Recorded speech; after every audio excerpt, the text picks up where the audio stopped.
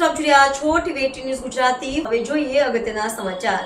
વીરપુરના બોરગામના રહેવાસીના ઘરમાંથી ₹2.28 લાખનો દારૂ અને 3 લાખ ઉપરની મુદ્દામાલ જપ્ત કરવામાં આવ્યો।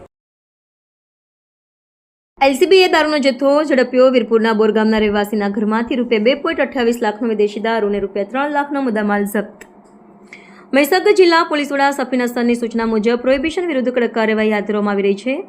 એલસીબી પીઆઈ એમ કે ખાટના માર્ગદર્શન હેઠળ એલસીબી પોલીસ ટીમ જિલ્લામાં વિવિધ સ્થળોએ તપાસ કરી રહી હતી। વીરપુર પોલીસ સ્ટેશન વિસ્તારમાં પેટ્રોલિંગ દરમિયાન એલસીબી ટીમના ધર્મેશભાઈને બાતમી મળી હતી કે બોરગામના રહેવાસી મુકેશ ઉર્ફે કાનો રામાભાઈ પરમાર તેના ઘરમાં વિદેશી દારૂનો જથ્થો સંતાડીને રાખ્યો છે। આ માહિતીના આધારે એલસીબી સ્ટાફે પંચોની હાજરીમાં આરોપીના ઘરે તપાસ કરી હતી। તપાસ દરમિયાન ઘરના અલગ અલગ રૂમમાંથી લોખંડના પીપળા અને પ્લાસ્ટિકના મીણિયા થેલામાંથી વિદેશી દારૂની બોટલો મળી આવી હતી।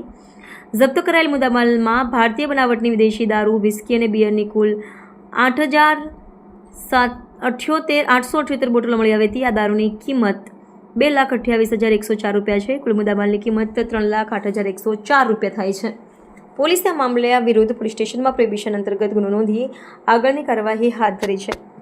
TV news Gujarati.